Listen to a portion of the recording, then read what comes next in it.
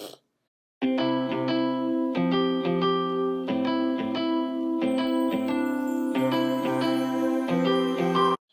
hello, YouTube. I am having a very stressful Monday. Or I should say. I had a very stressful Monday morning. From the time I woke up, I was the biggest biatch this morning, and I had a check-in with my coach.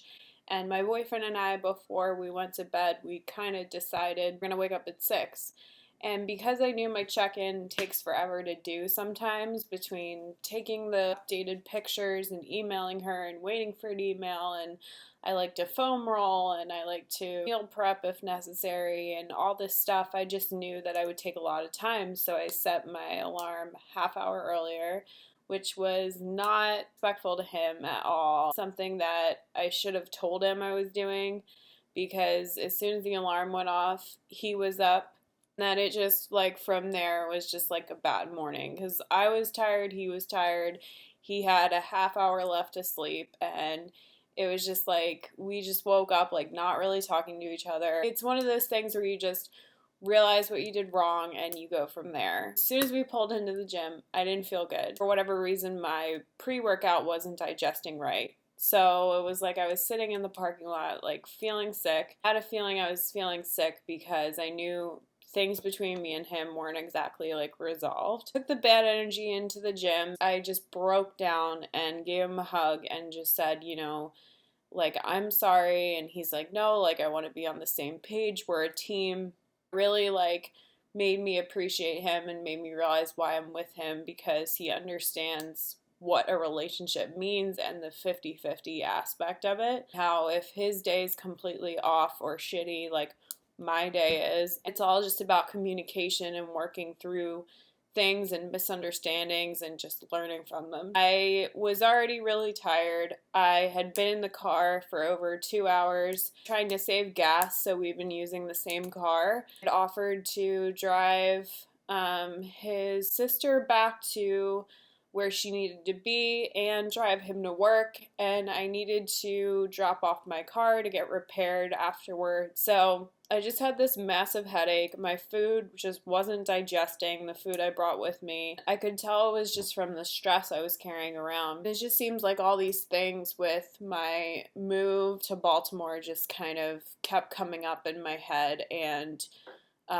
you know, just made me feel worse about everything in the day. It's like, well, this is my perfect opportunity to help somebody else. Basically name the things that I know calm me down during days like this and every day that I utilize. And I kind of made a list of roughly 13 things. Some of them are just everyday things that have become like second nature to me at this point, so I don't need to consciously do them. But these are the things that just help me wind down, help me de-stress. That could definitely help you if you need things that to incorporate in your everyday. Just take a breather to just put things into perspective. These things will definitely help you. Number one is, at least 2 times during the day, I put my phone on airplane mode. I am in the process of getting my NASM personal training certification, so I need to study a little bit every day online, and what I like to do is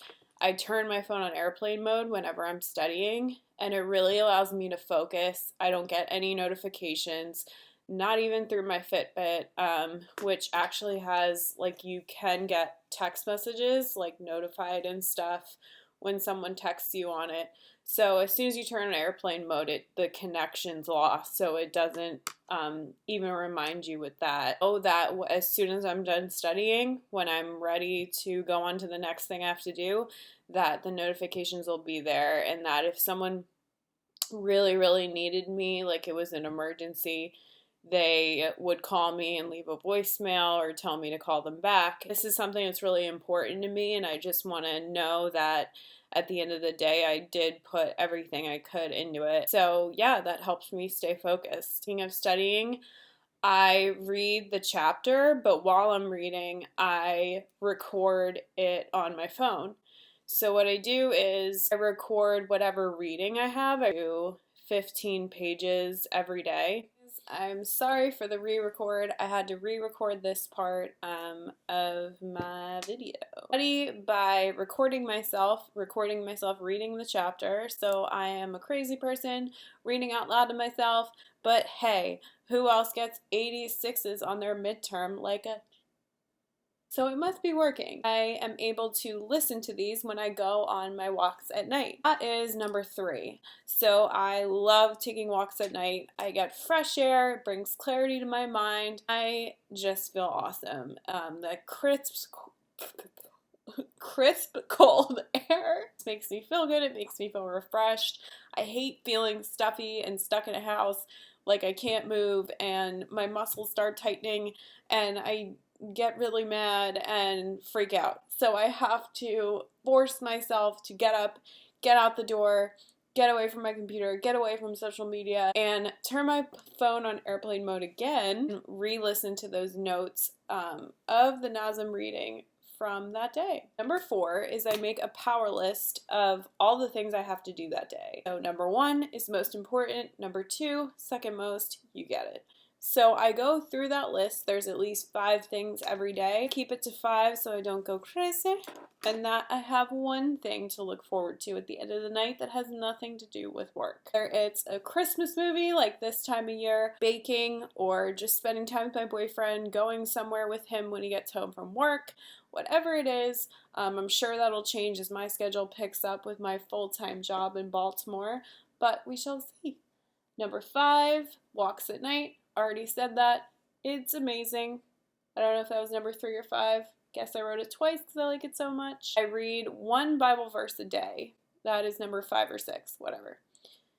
Fix. God-centered person. That is not a joke. I'm not laughing at that. It's crazy how he can somehow relate to my day before it's even started, or even when I read a Bible verse at night, it always relates to something that happened during my day. 8 is I collect quotes. Basically go on Pinterest, I scroll a little bit, find ones that really speak to me and that I can really stand by and that I would repeat to somebody else.